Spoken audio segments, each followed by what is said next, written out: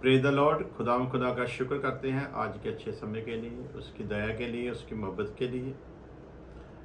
और आज खुदा ने फिर हमें एक और मौका दिया कि हम खुदा की हजूरी में आएँ और उसके पवित्र वचनों पर ध्यान कर सकें। दुनिया का एक सवाल है कि आप प्रभु यीशु मसीह को क्यों मानते हो? आपने अपना धर्म क्यों छोड़ दिया या बदल लिया, या आपने जिनको भी पहले मानते थे उन्हें क्यों छोड़ दिया, या क्या कमी थी उनमें कि आपने प्रभु यीशु को मसीह को कबूल किया, या प्रभु यीशु मसीह में क्या खूबी थी? ऐसे बहुत सारे सवाल अक्सर क्रिश्चियनों के साथ किए जाते हैं और तरह तरह के कई बार इल्ज़ाम भी लगा दिए जाते हैं। और इन सब बातों को ध्यान में रखते हुए मैं सोचता था कि प्रभु के लोगों के साथ, कलीसिया के साथ ये बातें ज़रूर साझा की जाएं, ताकि यदि कोई हमारे साथ कोई सवाल करे तो बड़े ही संजीदगी के साथ और बड़े ही अदब के साथ हम उन्हें खुदा के पवित्र कलाम में से जवाब दे सकें। परमेश्वर का वचन वायदों का वचन है, और ये वो वायदे हैं जिन्हें दुनिया ने अपनी आंखों से पूरा होते हुए देखा है। ये वो वायदे नहीं है कि जो कभी पहले सदियों पहले किसी ने किए थे, फिर उनके जीवन में पूरे हो गए हैं और आज वो वायदे पूरे नहीं हो रहे हैं। वचन में लिखा है, मैं कल, आज और युगान युग एक सा हूँ। वो हमेशा एक सा है, कभी बदलता नहीं। जो कभी नहीं बदलता उस खुदा पर हमने विश्वास किया है, और जिस खुदा पर हमने विश्वास किया है उस पर इसलिए विश्वास किया है क्योंकि उसका वचन सच्चा है। बाइबल किसी इंसान की अकल या समझ से लिखी हुई नहीं है, बल्कि परमेश्वर के आत्मा ने लोगों को चुना और उन्हें खुदा की मंशा से वाकिफ करवाया, और उन लोगों ने फिर पवित्र आत्मा की अगुवाई में रहते हुए इस बाइबल को लिखा है। इसमें अलग अलग जगह के रहने वाले लोग हैं, इसमें मशवारे हैं, राजा भी हैं, वैद हकीम भी हैं, पढ़े लिखे भी हैं और कम पढ़े लिखे भी हैं, और एक दूसरे से रिश्तेदारी भी नहीं थी और एक दूसरे को ज़्यादातर जानते भी नहीं थे, और अलग अलग जगहों के रहने वाले थे। बावजूद इसके जब हम पवित्र बाइबल के वचन को पढ़ते हैं तो हम पाते हैं कि अलग अलग जगह पर रहने के बावजूद भी और आपस में कोई ज़्यादा तालमेल ना होने के बावजूद भी जब बाइबल को पढ़ते हैं तो ऐसे ही लगता है कि किसी एक ही शख्स के द्वारा लिखी गई है। एक शख्स के द्वारा क्यों लिखी गई मालूम पड़ती है? लिखने वाले लिखारी तो 40 हैं, लिखाने वाला परमेश्वर का आत्मा है। जब लिखाने वाला एक है, लिखने वाले 40 हैं, तो फिर सीधा सीधा मतलब है कि लिखने वाले जो हैं वो कहीं पर भी हों, कहीं के रहने वाले हों, लिखाने वाला एक है। इसलिए सारी लिखत एक दूसरे के साथ पूरा संबंध रखती है, तालमेल रखती है, और वचन सच्चा है। इसलिए हमने प्रभु यीशु मसीह पर विश्वास किया है। वचन को पूरा होते हुए देख रहे हैं, इसलिए हमने प्रभु यीशु मसीह पर विश्वास किया है। प्रभु यीशु मसीह के समय में भी लोग अपनी बीमारियों से चंगा होते थे, इसलिए हमने विश्वास किया है। और इसलिए सिर्फ विश्वास नहीं किया कि प्रभु यीशु मसीह के समय में लोग चंगे होते थे, प्रभु यीशु मसीह के नाम में आज भी लोग चंगा होते हैं, इसलिए हमने प्रभु यीशु मसीह पर विश्वास किया है। प्रभु यीशु मसीह ने जिस तरह से दावे के साथ खुद को साबित किया है कि वो किसी इंसान की मंशा से नहीं बल्कि परमेश्वर की ही मंशा से मनुष्य के रूप में आता है, इसलिए वो जो कुछ भी करता है वो सिवाय परमेश्वर के कोई दूसरा कर नहीं सकता। ऐसे बाइबल में बड़े सारे वाक्य हमको मिलते हैं जहाँ पर खुद उसके विरोधियों ने भी ये कहा है।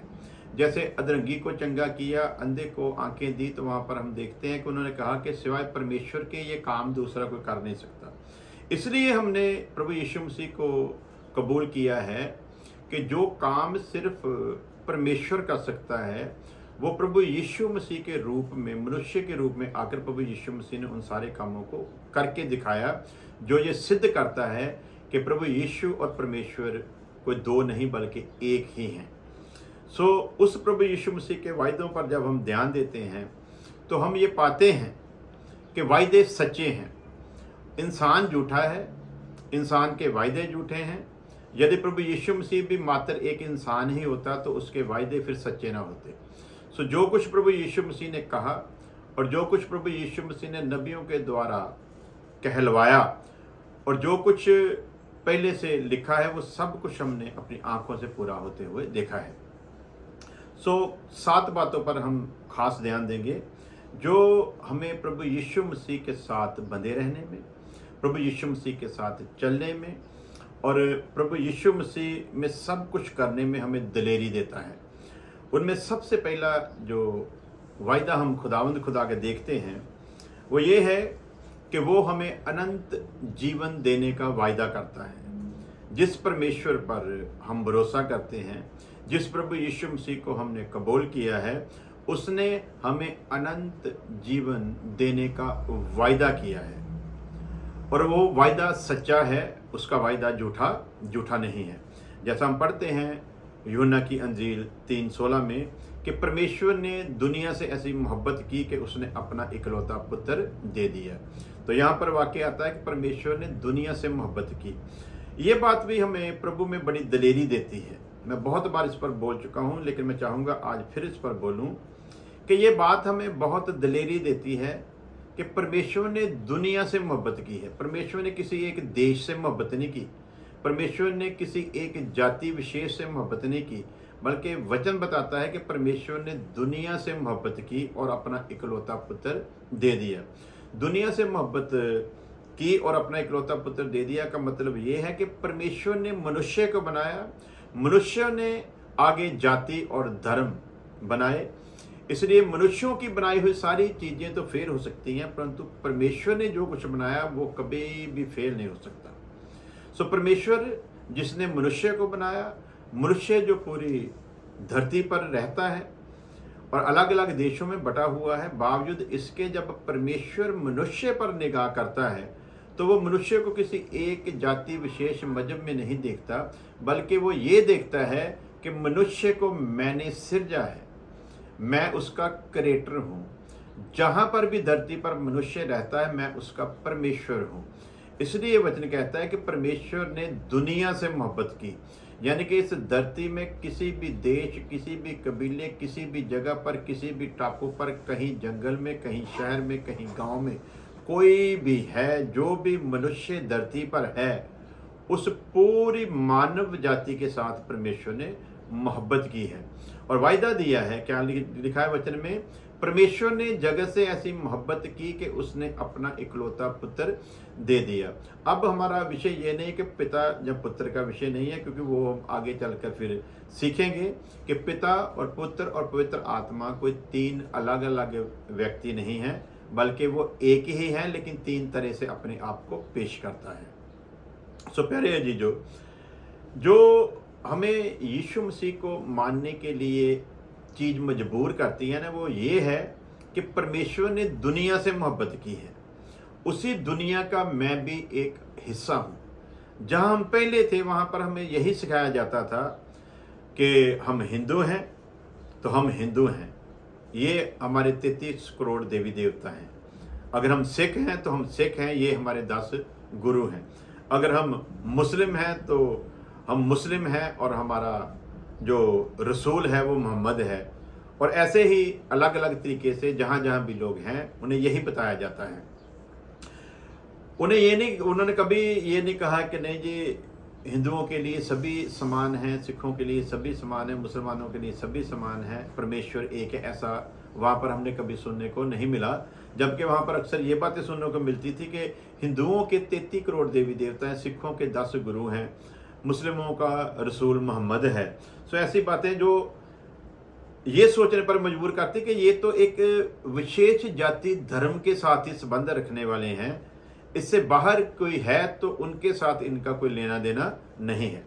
सो ऐसी बातें जब हम देखते थे, जहाँ पर हम पहले रहे हैं, जिस कल्चर में रहे हैं, जिस देश में रहे हैं, तो वहाँ पर यही सब कुछ हमको सुनने को मिलता था। लेकिन जब बाइबल के वचनों को हमने सुना, पढ़ा, सीखा, तो हमें ये मिला कि परमेश्वर एक है और उसने मनुष्य की रचना की है। जब परमेश्वर एक है तो उसकी नज़र में दुनिया भर में रहने वाला सारे मनुष्य एक समान है। तो जब एक समान है तो उसकी मोहब्बत भी सबके लिए एक समान ही है। उसकी उतनी ही मोहब्बत जितनी उसकी क्रिश्चियन के साथ है, उसकी उतनी ही मोहब्बत एक मुस्लिम के साथ भी है। जितनी उसकी मोहब्बत मुस्लिम के साथ है, उतनी मोहब्बत उसकी एक हिंदू के साथ भी है। जितनी मोहब्बत एक हिंदू के साथ है, उतनी मोहब्बत उसकी एक सिख के साथ भी है। जितनी मोहब्बत उसकी एक सिख के साथ है, उतनी ही मोहब्बत उसकी एक जैनी के साथ भी है। जितनी मोहब्बत उसकी एक जैनी के साथ है, उतनी ही मोहब्बत उसकी एक बुद्धिस्ट के साथ भी है। और जितनी मोहब्बत इन 6 अलग अलग प्रकार के धर्मों के लोगों के साथ है, उतनी ही मोहब्बत उसकी एक नास्तिक के साथ है जो परमेश्वर को गालियां निकालता है। तो उसकी मोहब्बत में कोई फर्क नहीं।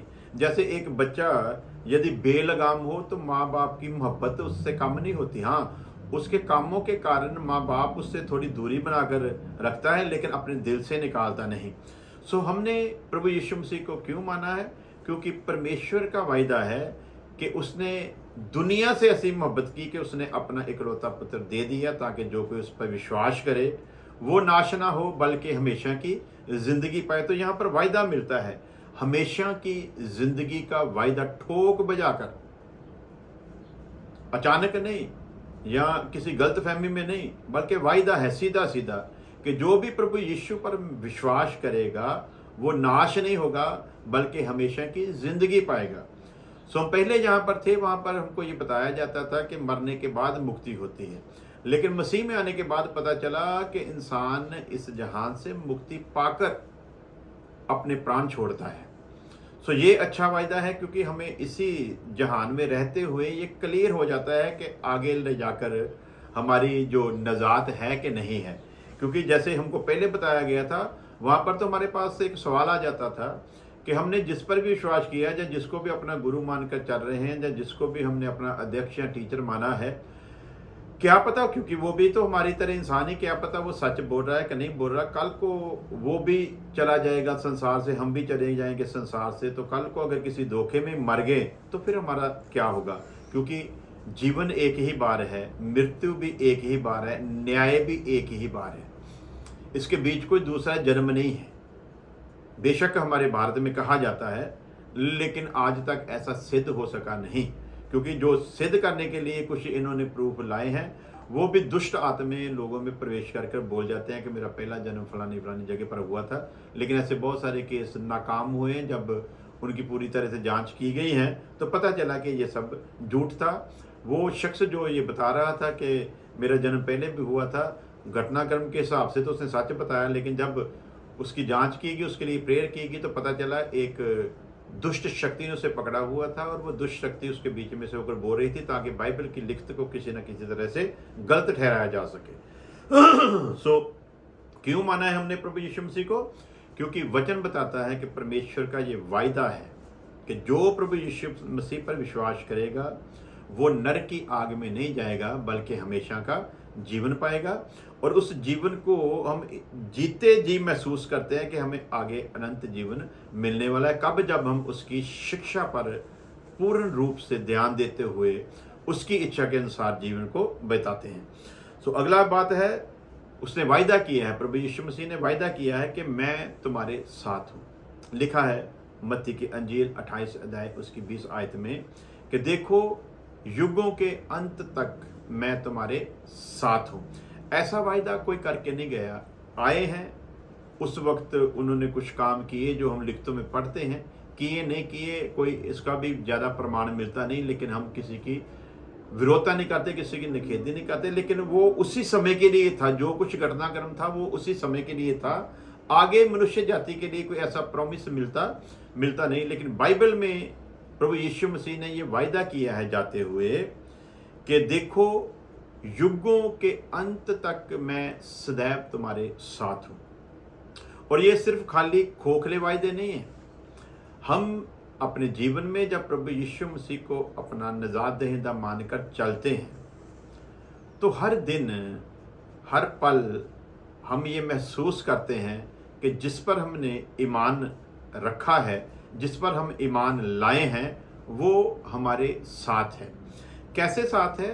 रोमियो के खत में लिखा संत पौलुस ने कि बेशक इंसान अपनी बुद्धि पर घमंड करते हुए परमेश्वर के होने के ऊपर, ना होने के ऊपर बड़ी सारी टिप्पणियां करता है कि वो नहीं है, लेकिन ये कायनात को जब हम देखते हैं, यूनिवर्सल को जब हम देखते हैं, इन सब को जब हम देखते हैं तो हमारे अंदर ये विश्वास अपने आप पैदा होता है कि ये सब कुछ अपने आप से पैदा नहीं हो सकता, जैसे साइंटिस्ट कहने की कोशिश करते हैं।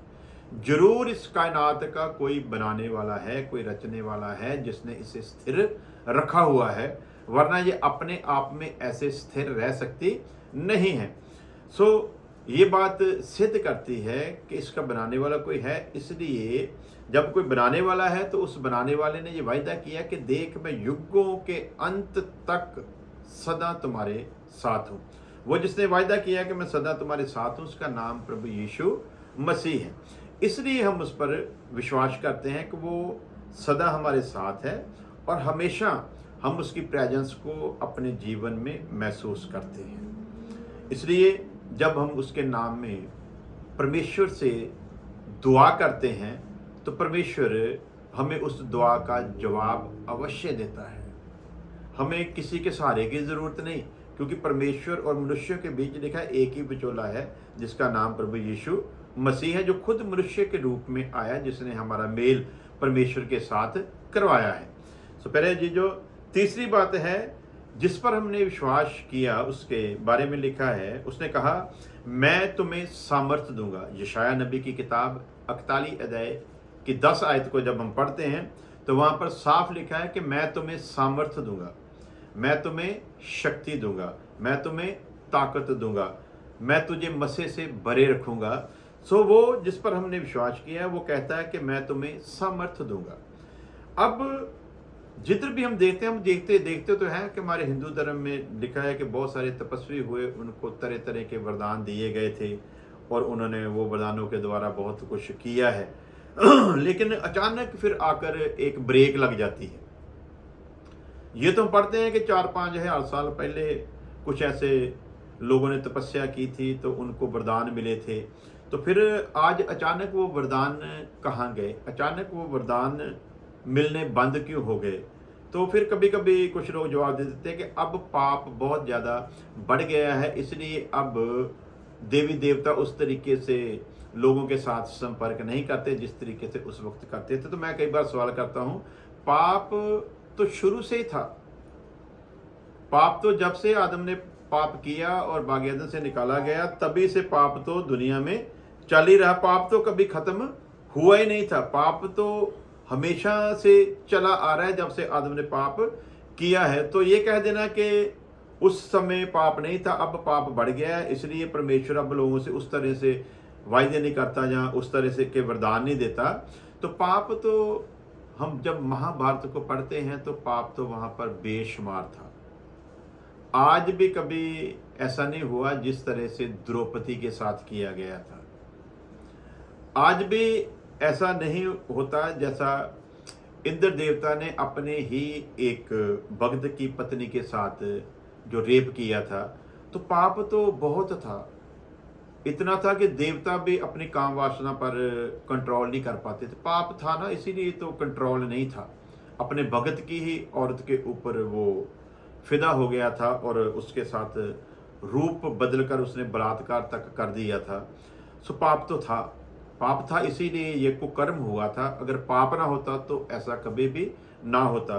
तो पाप की बात करें तो रामायण के युग में भी पाप था। एक माँ ने अपने पुत्र को सिंहासन पर बिठाने के लालच में अपने दूसरे पुत्रों के लिए उसने वनवास मांग लिया था। पाप तो तब भी था, तो पाप तो कभी खत्म नहीं हुआ। पाप था इसीलिए फिर उनकी लिखत के मुताबिक रावण जो था वो एक स्त्री को उठाकर ले गया था। पाप था इसीलिए सूर्पनखा का नाक काट दिया गया था। पाप था इसीलिए युद्ध हुआ था। यदि पाप ना होता तो युद्ध की तो कोई ज़रूरत ही नहीं थी। तो ये कह देना कि अब वरदान इसलिए बंद हो गए हैं क्योंकि अब पाप ज़्यादा हो गया है, तो मैं बताऊंगा कि पाप शुरू से ही चलता आ रहा है। जब से आदम ने पाप किया है, पाप कभी खत्म हुआ ही नहीं, बल्कि आदम के पहले से भी एक पाप स्वर्ग में किया गया था लूसीफर फरिश्ते के द्वारा, और जिसने पाप किया और उसके साथ जितने भी दूतों ने बगावत की थी, उन सभी को परमेश्वर ने अपनी हजूरी से निकाल दिया था। कुछ को बंधनों में रखा और कुछ को खुला छोड़ दिया है। सो प्यारे अजीजो, ये बात कहना समझ से बाहर है। कोई अगर कहे तो मैं तो मान नहीं सकता कि अभी पाप ज़्यादा बढ़ गया है तो इसलिए अभी परमेश्वर उस तरह के वरदान नहीं देता। बाइबल ये बताती है कि परमेश्वर जैसा अब्राहम के युग में था वैसा ही वो मूसा के युग में था, जैसा मूसा के युग में था वैसा ही वो यशाया नबी के युग में था, जैसा वो यशाया नबी के युग में था वैसा ही वो मलाकी नबी के युग में था, जैसा वो मलाकी नबी के युग में था वैसा ही वो रसूलों के युग में था जब वो प्रभु यीशु मसीह के नाम की मनादी कर रहे थे। और जैसा वो रसूलों के युग में था आज भी वो वैसा ही, जैसा वो रसूलों के साथ चलता था आज भी अपने मानने वालों के साथ वैसा ही चलता है। जैसा वो उस वक्त अद्भुत काम, सामर्थ्य के काम अपने नबियों और रसूलों के द्वारा करता था, जैसे काम उसने प्रभु यीशु मसीह के द्वारा किए जब वो मनुष्य के रूप में था, वैसे ही काम आज भी परमेश्वर करता है। और वो वायदा देता है पुराने नियम में भी और नए नियम में भी। जब हम पढ़ते हैं तो पढ़ते हैं कि उसने कहा यशाया में कि मैं तुम्हें सामर्थ्य दूंगा। इधर भी जाते हैं तो देखते हैं कि उसने कहा कि सदा मैं तुम्हारे साथ हूं। तो जिसके साथ परमेश्वर है उसके साथ परमेश्वर की सामर्थ्य भी है। तो जिसके साथ सामर्थ्य है फिर परमेश्वर उसके द्वारा काम करके ये साबित करता है। और आज हम दुनिया में देखते हैं वो अपने लोगों के द्वारा अद्भुत अचंभे काम करता है। ऐसी ऐसी बीमारियों से लोग शिफा पाते हैं जब सेवक लोग प्रार्थना करते हैं परमेश्वर के सामने, उस परमेश्वर के सामने जिसने वायदा किया है कि मैं तुम्हें सामर्थ्य दूंगा। तो उस सामर्थ्य को ध्यान में रखकर जब खुदा के लोग कुछ भी बोलते हैं तो खुदा उनके वचनों को मिट्टी में नहीं मिलने देता, बल्कि जो सच्चे मन से किसी के लिए प्रार्थना करते हैं परमेश्वर जिसके लिए प्रार्थना की जाती है उसके जीवन में अद्भुत काम करता है। सो वायदा किया था उसने, नंबर 1 मैं तुम्हें अनंत जीवन दूंगा, नंबर 2 मैं तुम्हारे साथ रहूंगा, नंबर 3 मैं तुम्हें सामर्थ्य दूंगा, और नंबर 4 है मैं तुम्हारी सब जरूरतों को पूरा करूंगा। फिलिपियों 4:19 में जब संत पौलुस के द्वारा लिखी पत्री फिलिपियों का खत उसका 4:19 में जब हम पढ़ते हैं तो वहां पर साफ करके लिखा है मैं तुम्हारी सब जरूरतों को पूरा करूंगा। सो आज हम देखते हैं कि एक मसीही जीवन में कैसी भी त्रासदी हो जाए, कैसे भी हालात आ जाए, कुछ भी हो जाए, परमेश्वर अपने वायदे से कभी मुकरता नहीं, ना कभी पीछे हटता है। उसने जैसा कहा है कि तू आकाश के पंछियों को देख, ना वो बोते हैं ना काटते हैं, परमेश्वर उनके लिए भी सब कुछ देता है। तो मनुष्य तो उससे कहीं बेहतर है। सो जैसे प्रभु ने वायदा किया है कि किसी भी चीज की चिंता मत कर, तू सिर्फ उसके धर्म और राज्य की खोज कर, तेरी जिंदगी की जरूरत की चीजें मैं तुझे अवश्य दूंगा। सो वो सारे वायदे जो उसने किए हैं उसे हम अपने जीवन में आज पूरा होते हुए देखते हैं। बहुत सारे समय ऐसे जीवन में आए जहां पर लगा था कि अब कुछ भी नहीं हो सकता, लेकिन फिर जब उसके वायदों को याद किया तो हमने उन वायदों को अपने जीवन में पूरा होते हुए देखा। चाहे लास्ट स्टेज पर जाकर ही परमेश्वर ने हमें क्यों न संभाला हो, लेकिन उसे हमें अकेला नहीं छोड़ा। आखिरी स्टेप पर जाकर उसने हमारे हाथ को थाम कर अपने इस प्रॉमिस को पूरा किया है कि मैं सदा तुम्हारे साथ हूँ, मैं तुम्हारी सब ज़रूरतों को पूरा करूँगा। सो पॉइंट तो और भी 2 हैं, लेकिन अगले हिस्से में जाकर हम लोग सीखेंगे क्योंकि फिर वीडियो लंबी हो जाएगी। सो खुदा आप सबको बरकत दे। तो आइए हम दुआ के साथ इसे समाप्त करेंगे। और मैं सुनने वालों से ज़रूर कहना चाहूँगा, आप जो हमारे YouTube चैनल को देखते हो उसे ज़रूर सब्सक्राइब करें, लाइक करें, बेल आइकॉन के बटन को जरूर दबाएं और वहां पर ऑल नोटिफिकेशन पर क्लिक करें ताकि हमारी सारी वीडियो आपके पास समय पर पहुंच सके, उसका नोटिफिकेशन आप तक पहुंच सके। सो प्रार्थना में याद रखें, खुदा आप सबके साथ हो। आइए दुआ करते हैं। प्यारे खुदावंद खुदा, तेरी शुक्रगुजार है तेरी दया तेरी मोहब्बत के लिए, उन सब लोगों के लिए खुदावंद खुदा जो इस वचन को सुन रहे हैं खुदावंद खुदा इस माध्यम से, उन सब पर तेरी बड़ी दया को मांगते हैं। जितने भी लोगों ने प्रार्थना के लिए बेनतियां भेजी हैं, उन सारी प्रार्थनाओं को तेरे तख्त के आगे पेश करते हैं और एक एक ज़िंदगी के लिए तेरे बड़े रहम को मांग लेते हैं। आने वाला सारा समय मसीह यीशु के नाम में मुबारक हो। हमारी प्रार्थना को सुन ले मसीह यीशु के नाम में, आमीन। अब हमारे खुदा यीशु मसीह का फजल, खुदा बाप की मोहब्बत, पाक की संगत अब से लेकर हमेशा तक उसके तमाम लोगों के साथ बनी रहे। आमीन आमीन।